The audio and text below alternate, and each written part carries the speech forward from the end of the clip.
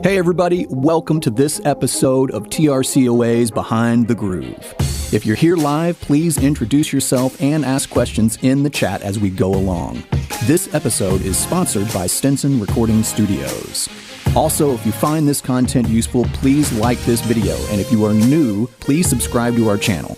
We make new content every week. Today we are proud to have Ben Kliever. Today he's going to show you the best ways to mic a piano. Ben is the owner of Nebula 88 Studios and one of TRCOA's beginning recording techniques instructors. Without further ado, Ben Kliever. Hey everyone, welcome back to TRCOA's Behind the Groove seminar. I'm Ben Kliever and we're going to be doing another lesson tonight. Tonight we're going to be talking about miking the piano. So tonight we're going to talk about the instrument, the piano in general, and I have 3 different mic techniques set up in there that we're going to take a look at that both they do give different sonic characters and different feels depending on what the piano is going to be doing in that song. So hey everybody, welcome, welcome. Who we got everyone in here? Corey, Michaela, JG, Matt, good to see everyone in here. So we're gonna be talking about the piano in general, just looking at the parts and how a piano works at first, just so that anyone who's not super familiar with piano does understand how it's working, and that makes it a lot easier for you to know kind of some times about putting where your mic is gonna be. Then we're also gonna talk about, like I was saying, the 3 different mic techniques I have set up out there. They're going to cover 3 different sound styles depending on how it's going to fit into the song for what we're doing tonight. So let me go ahead and get a Pro Tools session just set up right quick. So I'm going to make a piano mic seminar session. I always like to do prompt for location every time, so I know exactly where it's going. Send this to my documents and I'll just put it on the desktop for today.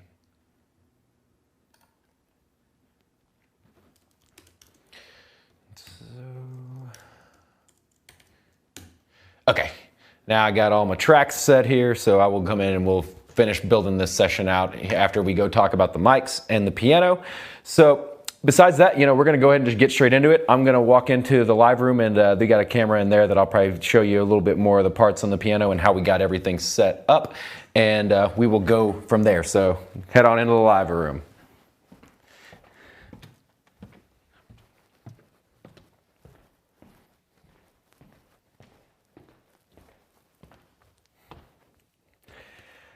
Okay, so as we come out here to look at the piano, I am in front of it. We obviously, anytime we're recording your piano, one thing we want to do here is we do want to have the lid open, because when the lid's closed, obviously you're not getting a direct look at the strings. I'm going to come take that camera here in a moment that's looking at me, and I'm going to come take a look at it from where my view's sitting. Just doing a quick kind of overview of what you're looking at. Obviously, we want to have this open so we can get all the natural sound coming out and we can look at the strings. And then we're going to talk about how the instrument works, because believe it or not, piano is actually a stringed instrument and both a percussion instrument at the same time. So it's having strings ring out for the notes, and the percussiveness is how hard we're hitting notes and how hard they're playing. And there's actually mallets in here that make the piano work. So I'm going to grab the camera right quick so we can get a better view of the inside of the piano.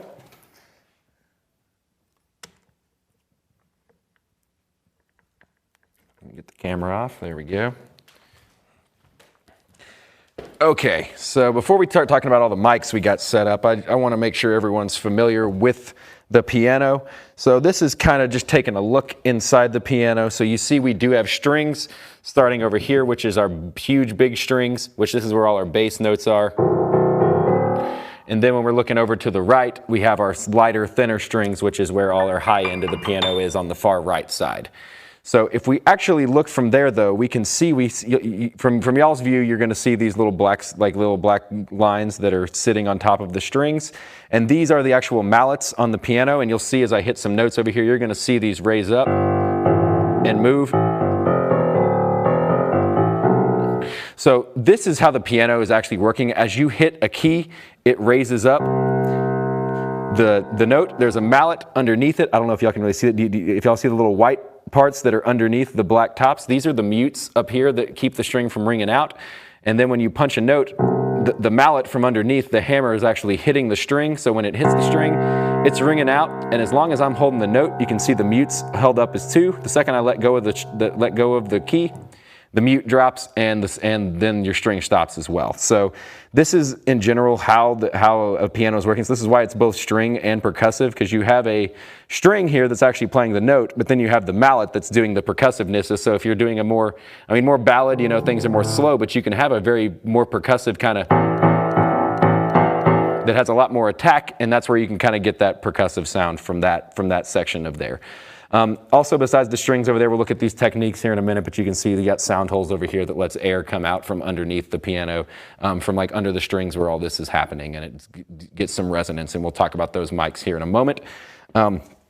As we kind of step back, obviously this is where the keys are going to be, so we're just kind of doing an overview of the camera here. Now down here on your piano, you do have different foot pedals. And on this one, this can be different depending on what you're looking at. So specifically on the right pedal, I'm going to show you here in just a second. I'll put this back after that, is a full sustain pedal. So anytime that I push that down and I hold a note, it's going to ring out. The middle actually only the right one lifts all mutes. The middle one only lifts mutes that are being played, and the left one on this one allows us to mute the entire piano. And so I will show you just kind of by looking at what happens here. So when I touch the right pedal, you're going to see all the mutes lift up on the piano. Let me make sure this is staying focused. There we go. So you see how that's actually, these are raising up. You can see how all the mutes across this are actually lifting up. So when I hit a note, this is what the mutes down.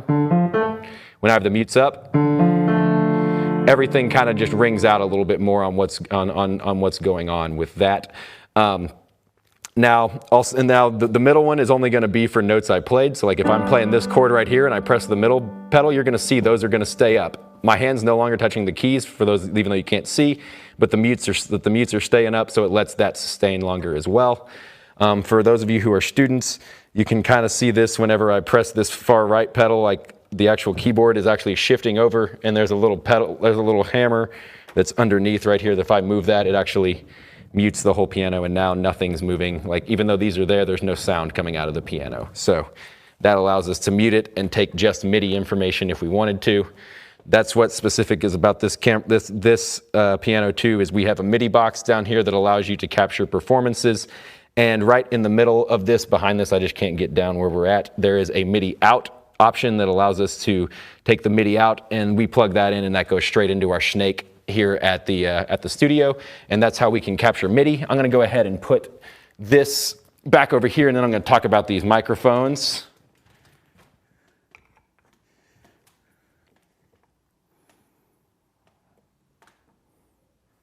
Great. Okay. And so now that we've kind of gone over just the basics of how a piano operates, I want to talk about the different mics that I have set up going on here. So the first two we're kind of looking at, hopefully y'all can see what I'm, like the mic types. I have two TLM 103s, which are large diaphragm condensers. So we want to be using condensers on piano because this is an acoustic stringed instrument, and this is going to be picking up, so we want stuff that's picking up very details. And a big thing about piano too is that it is like a full range instrument. It's one of the few where you have all the way down to the super low frequencies, about as low as we can go, and then also about as high as we can go, where most instruments have a kind of defined frequency range. The piano can cover it all, so that's why it can be in all sorts of uses in any type of song. So the first ones that we're looking at here that I have the large diaphragm, I have one looking over the big low strings over here that's covering our low mids, our lows and our low mids, and then over here I have the other one that is looking at the high end. So this is catching the high and the high mids. I have the left side more over the actual low part because the low mids go underneath the main low strings here, so I'm getting both of that information. And then over here I'm starting more at the high mid side because this will still pick up the harsh sounds that are on the far right, but this is going to be more likely where someone's going to be playing, because these middle two ranges are going to be more where most piano players are going to be. Now, another really important thing about those whenever you're setting up mics, again, anytime we have more than one mic on a piano, and I would not put all 6 of these, like these 3 different mic techniques at the same time. I would choose one of these, and that would be it when I'm normally doing this. But since we're doing this for a lesson to show you different ones, I have them all set up right now, so it's a pretty crowded piano with how many microphones are on here. So a big thing, anytime we have 2 mics, got to be thinking about phase and making sure that it's getting there on time. So a big main thing we want to make sure after we set up our mics is we have a matching pair, and then that we are setting them up the exact same distance from the strings so our phase is super tight from both the low end and the high end. And that's on any of these mics. So we'll be able to hear more of these here in a second after we play. I'm just going to talk about them as we go through these mics. So this is your more traditional method that I'm talking about right now with the large 2 diaphragms over the low end and over the high end. And this is going to give you the more big, wide, classical style piano is going to be super full with this. So that is what I'm looking at with those. Now the next 2 I have set up are the 2 small diaphragm condensers over here, which are the KM184s, and I have those pointed at the 2 sound holes over here that are coming out of the piano, which is the mid, like there's a low hole that's the biggest hole, there's a mid hole that's the mid-size hole, and then there's a small hole over here that is really small. And most of the time I like to use the mid hole and the large hole if I'm looking at those scenarios. Y'all are about to see a little camera move here as I'm explaining this, so you can see like where these sound holes are and where everything's sitting. So if you're looking at what I'm pointed at, like, so this is the mid hole, which is actually taking up the high end of the piano. And then where the other one is over there where the large sound hole is, that's going to be picking up the low end. So think of these kind of like almost like sound holes from acoustic guitars, but on a piano, but it's not as big of an open chamber right there. So these are going to be more mellow and dark compared to these other 2 methods that we're looking at. So think about this. This is going to be something that's going to roll off the high end a little bit more, maybe something you're doing lo-fi, but something that you'd want a more darker, mellow sound is really good for going through these sound holes. They're also very clear from coming out of there, but they're just not going to be as bright and as detailed because we're not looking directly at the strings, and that's on purpose. Now, this last method I have over here is I have set up over the top of the pins, and I've used what we call this is a stereo bar, and I have 2 184s on this as well. And the stereo bar allows me to get these 2 mics exactly the same distance apart from each other. So my phase is going to be super good.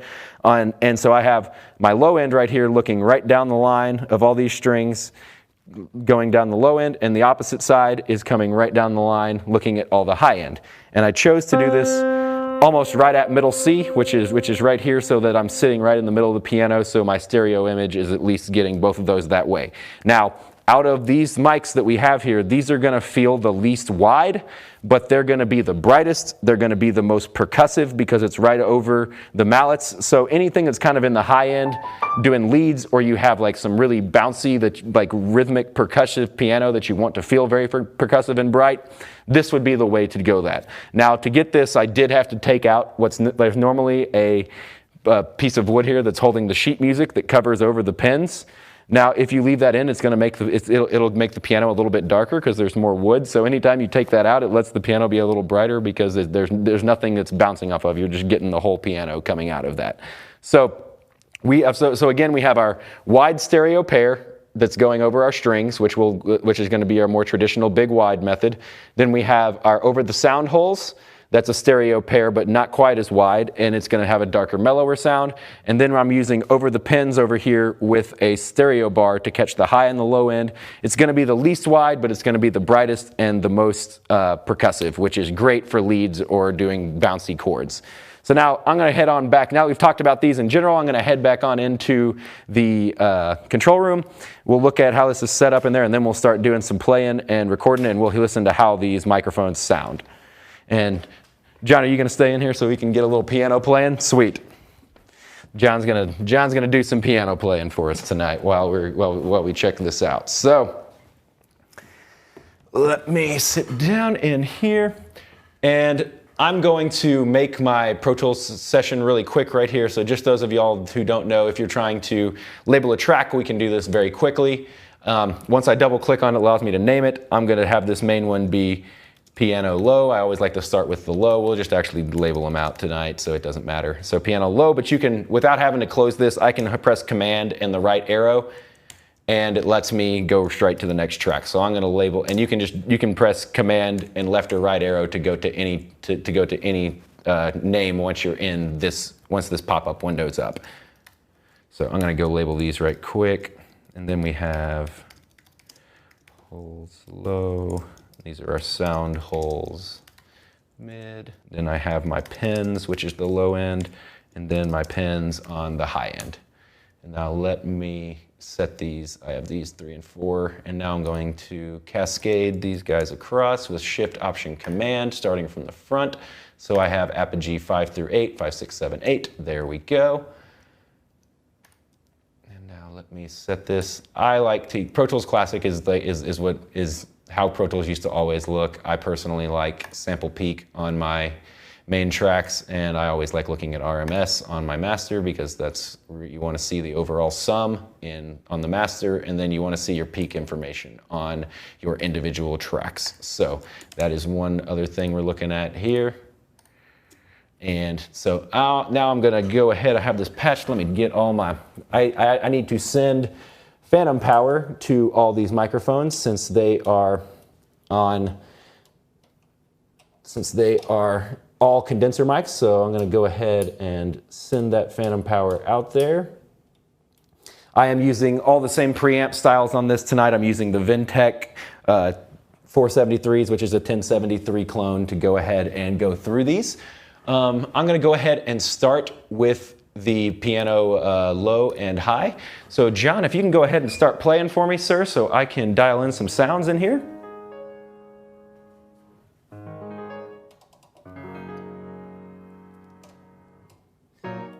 Make sure.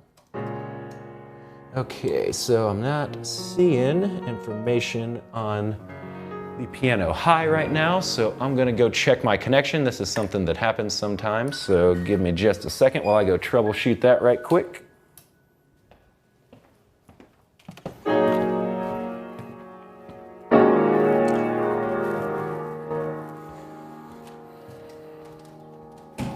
Everything's making sure that my connections are seated very well and nothing is getting moved out, since I'm not seeing power come to that. And then I'll check my patch.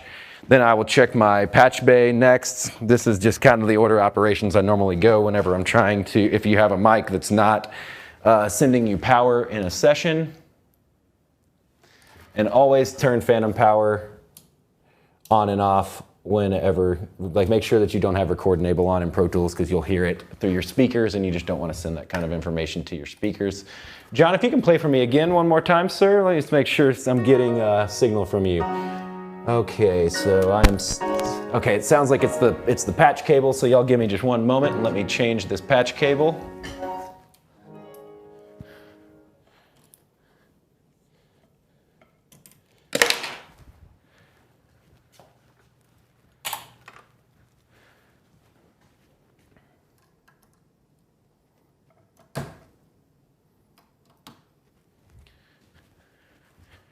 Okay, we'll try this one more time. All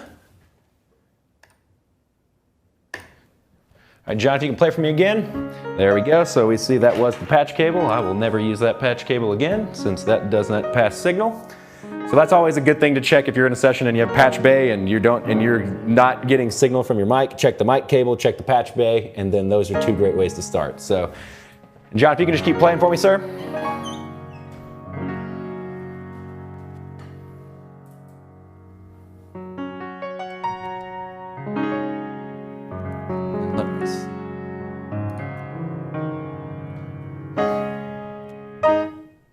So what I'm looking for here is, I want to get a good healthy signal anywhere between -18 and -10. I mean, as long as you're not pushing and super crazy clipping, you're still completely fine.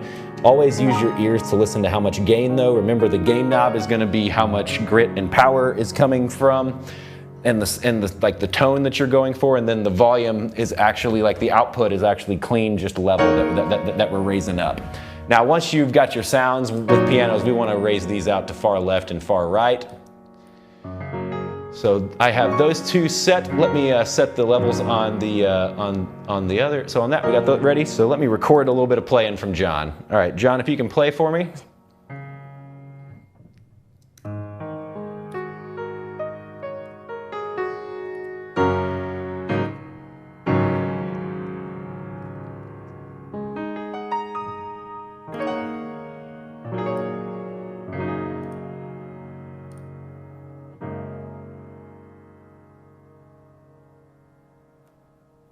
Great. Okay, so now we got the piano low and high. So John, let's have you play the same thing, and now I'm going to dial in the sound hole mics. So we'll get those dialed in. And this is going to be the more mellower, kind of darker sound here.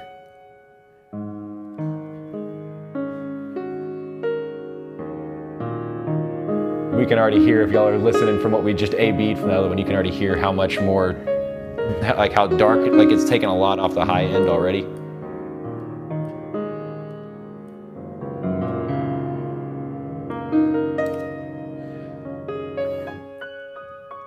Let me mute these right quick. Actually, let me make a group for these two. Stereo pair. Then these will be our sound holes. So I'm just making groups so I can make all these very easy to control together. All right, John, if I can have you start and just have you play something similar to that same piece you just did. Here we go.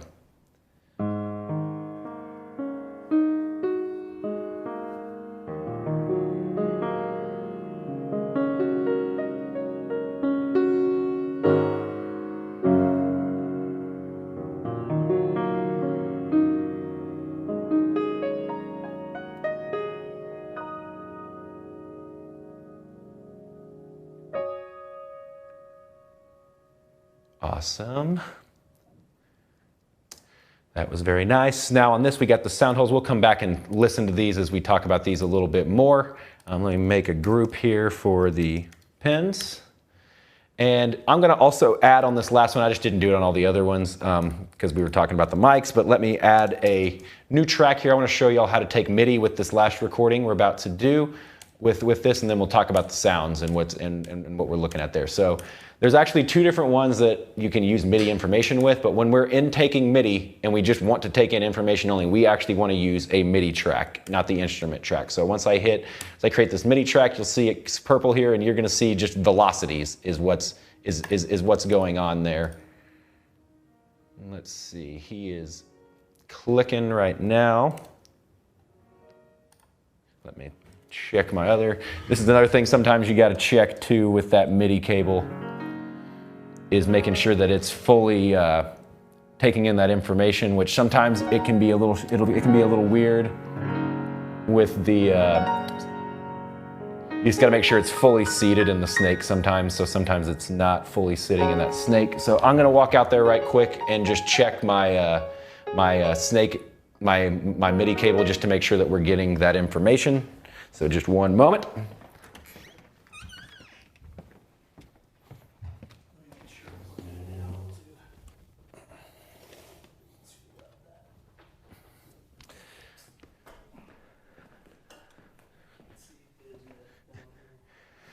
As long as you can push it in a little harder back there, as long as you just push it in fully back there on that seated, it should be good. Thank you, sir.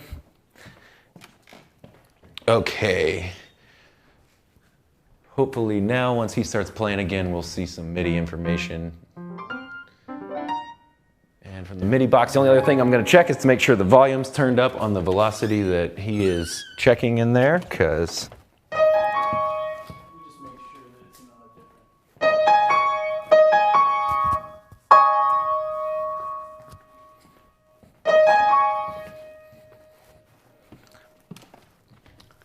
okay, now the MIDI's starting to hit it one more time for me, John, please. Hey, John, can you hit a note for me again, please? So my MIDI is being a little strange on this, but this is the track that you would use. I'll try to troubleshoot it here in a moment to see if we can get it to play again, John. It looks like it's trying to bounce now. Can you play a note for me, John?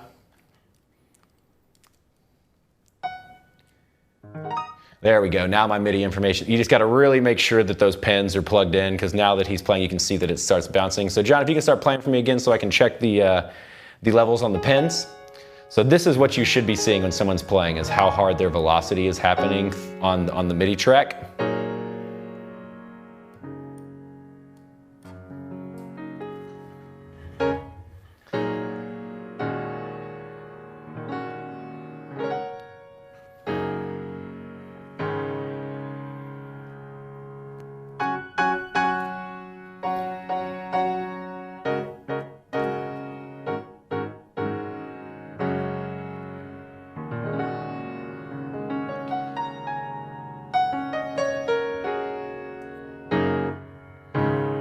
Okay.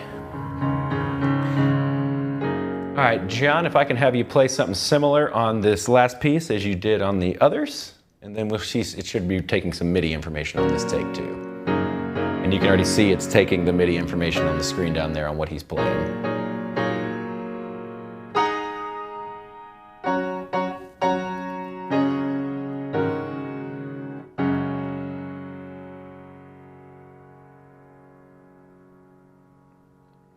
Awesome, thank you, John. Okay, now that we've got through our little troubleshooting scenario, even though that's not always ideally what you want to happen in a session, is you have to go figure out what happened with a microphone not working or with getting a signal from a cable. That's part of audio, so it's something like this is a problem-solving part of a bit industry as well, whether you're doing mixing to get rid of problems or whether you're having to deal with something in a session to make sure all the mics are working because either some cable's not working or something's just not plugged in correctly. That's part of your job as an engineer as well.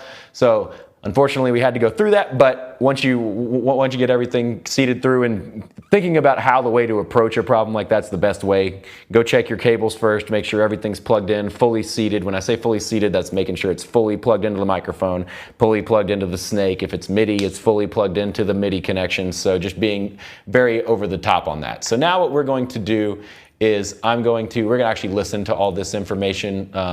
MIDI won't play any noise, just so y'all know right now. I'm gonna show y'all what to do with this MIDI here in a moment if you really want to use it. But what this allows you to do is, it's just like taking a DI on guitar. It's allowing you to capture their performance, and if for some reason you need to alter it, or something went wrong with the recording, you can use a digital piano, or if it's something you want to layer and have it play with a different instrument, which is what I'll show you here in a little bit, both of those things, then you can do that as well. Let me go up here. I'm going to switch my solo mode to XOR, which it already is. Great. And that's just so we can easily switch between our different groups here without me having to press solo on another one, because latch mode just means they all stay on. So let's take a listen. We're going to start with listening to our to our stereo pair wide sound.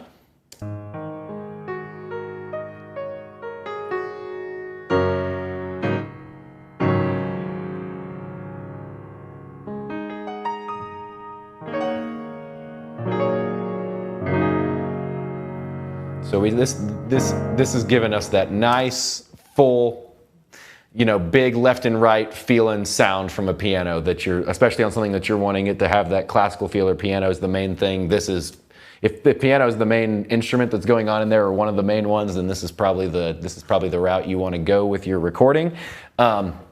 Just in general, because it's going to give you the fullest sound, but it's super clean, nice and pretty, which is what we're trying to get from the piano and get all that information.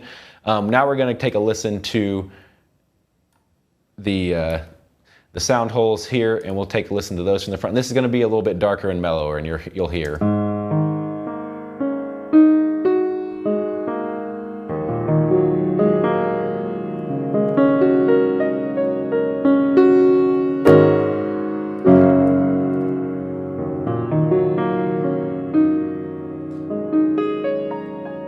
So as I was saying, still super nice and clear, like everything's still there. It's pretty, but it's just really rolling off the top end where it does feel a little bit more, it feels darker in there because of the frequency ranges that we're not taking it straight from the strings.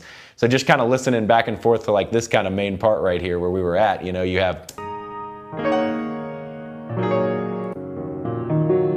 can really hear an A-B right there of how much darker this is from what we're playing on the first one.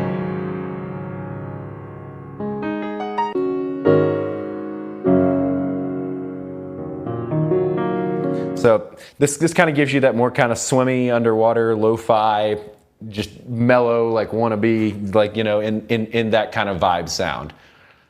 Now the pins is the last one we got down here, and I'll let that stay with this so it stays on time with that. So not quite as big and beefy already out the gate as we have from like the low end, which is what you already kind of expect from where that is. Like I said, it's going to be brighter and more percussive, so it's going to be highlighting that.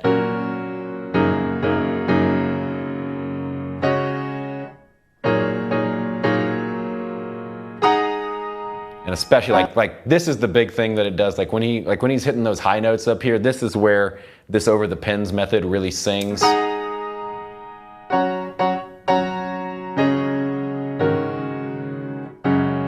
So like if you were doing like more, like if someone had a lead, like a high lead that they were doing like more single kind of note stuff and you really wanted it to cut through, this is gonna definitely do that. So let's kind of listen to these kind of like go kind of some, so you can just kind of hear the difference. So we have stereo pair.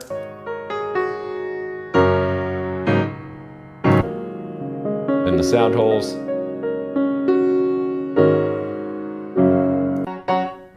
Then we have the pins, which are very bright. So on this, you know, like before when I was saying like the pins, like this is something that you can use with more percussive and high leads and things you want to be very, very crisp and very sharp. This can also be like, this also can give you more of that, like if there's someone was doing a more like bluegrassy or kind of, you know, westerny kind of sound, like this is definitely the way you can kind of like the kind of player piano kind of more sound, like it's like honky tonk kind of sound, I guess is the word I was looking for there. This can kind of give you that sound too when you're doing the over the pins.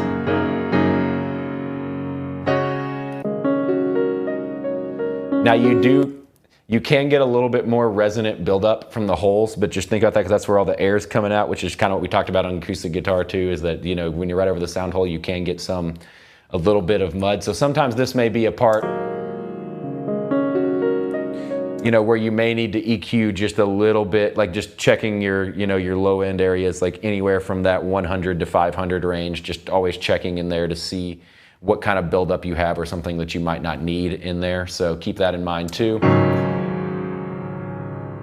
And then this one's, you can already tell, like this is definitely going to give you the most stereo spread where you feel like you're in, like if you're wanting to feel like you're inside the piano, this is also the way to go, because when you pan this far left, it's like you're sitting there, you have the low end over here, you have the high end over here, and just when you're listening to this, when he hits these chords, that's both, but that's like super left hand right there, and then when he brings in the high part, it's all on the right side, so we're getting this huge awesome stereo image that lets you fill out the whole space.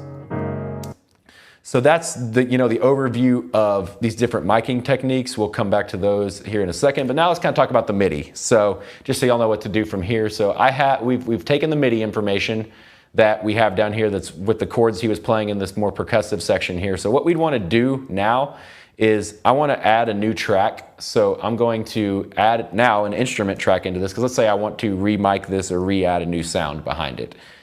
Do my Shift Command N to make a new track.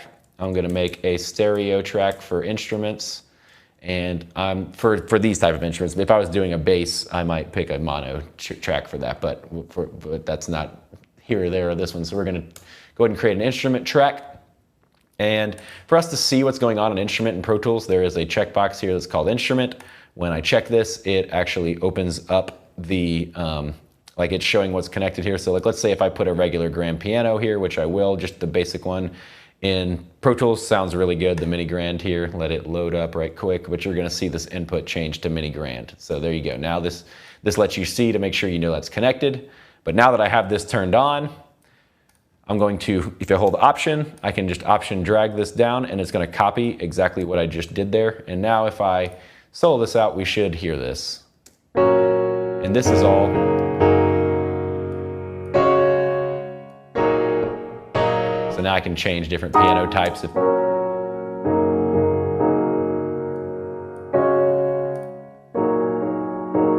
change your reverb, or how much you want that.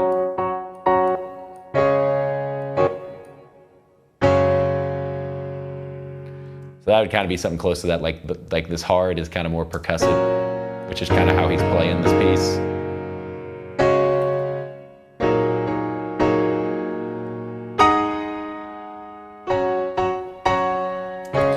So that's how you can use that to just use a regular piano. Now, even another thing, if y'all are wanting to have more fun with this, let me switch this instrument. This is another thing that's stock with Pro Tools. You have expand down here.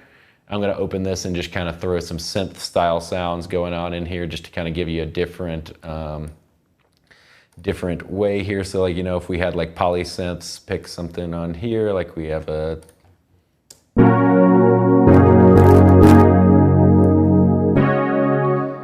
and you know, you could decide if you wanted to make this, you know, be more spacey and be kind of crazy with the other. I need to turn my XOR off because now I can't go back and forth between those. So let me go back to latch.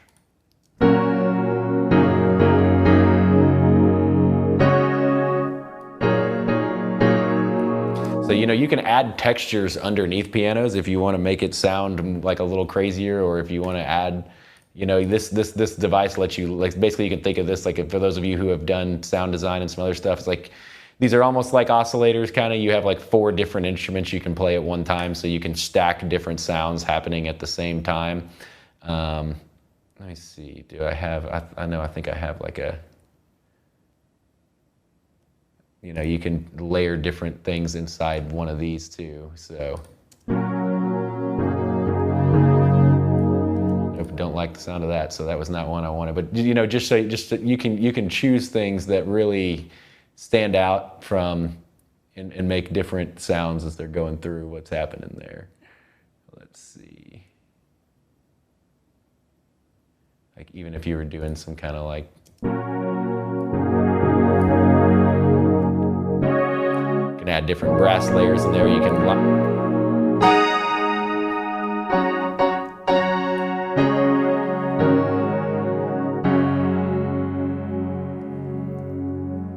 and so you can really mix up, and you know, you can have some fun with that if that's some, if you have the project type that allows for that. Now, obviously, I mean, if you have a project that what they want is a piano sound and they want it to be a real piano, then use the real piano sound. Like if you send them something that sounds all crazy and that's not what their goal was in the end, then they might question what your choices are for doing that kind of mixing. But if you have a project that allows you to be a little more creative on that kind, like where you can have more leeway to do stuff with synths, this is how you can use the MIDI information to do that.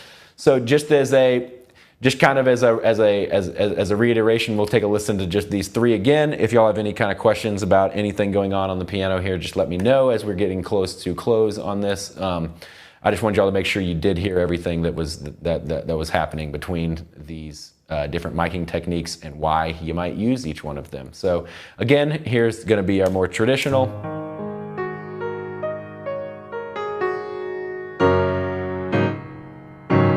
Nice, big, full, got low end, got high end, everything's super detailed.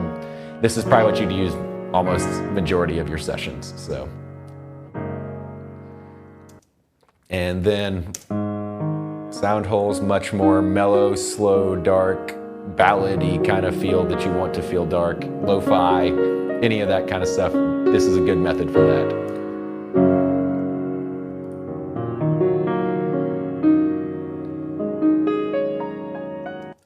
Then we have the pins, which are very bright, percussive, and bouncy, and very good for leads. And really going to accent the high end here. That's what you want to hear out of those mics right there. This is the kind of tones that I'm looking for in the song if I'm going to be using that miking technique. Nice, bright, sharp, cutting piano that we want to have. And then capture the MIDI information through an actual MIDI track. And then if you decide you want to use it, you can just copy that information onto an instrument track and put whatever type of, you know,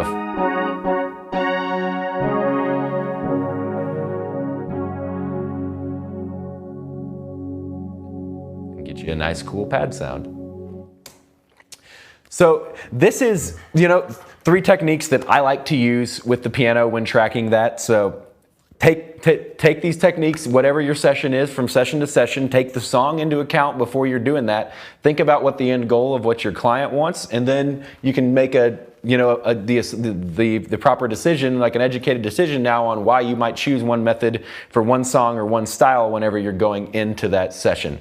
So, and then also always take MIDI if you have the option, which on this piano we do. A lot of times you don't, but I mean, even if you're recording somebody that has an actual keyboard they're bringing into a session, like a Nord or a Korg or anything like that, where you're actually taking like DIs directly out of an analog synth or an analog keyboard, you can, and if they have a MIDI plug, like feel free to take, like if they're cool with it and it works good, then take the MIDI off of their keyboard as well when they're playing, because you can have the same thing where it'll save their information and you can change tones if you need to from what they've done.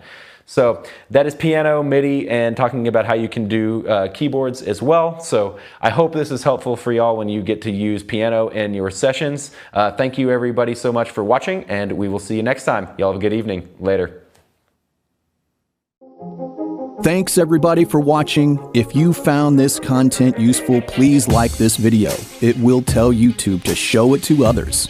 If you are enrolled, please go to the Seminars tab on the my.trcoa website and take the quiz over tonight's lesson. And if you need to book one-on-one time with an instructor, text 512-231-0344. If you aren't enrolled, go to trcoa.edu to find out more information about what we do. Also, please post in the chat subjects you'd like to see for our upcoming live streams. And as always, subscribe to our channel, and we'll see you guys on the flip side. Bye, everybody.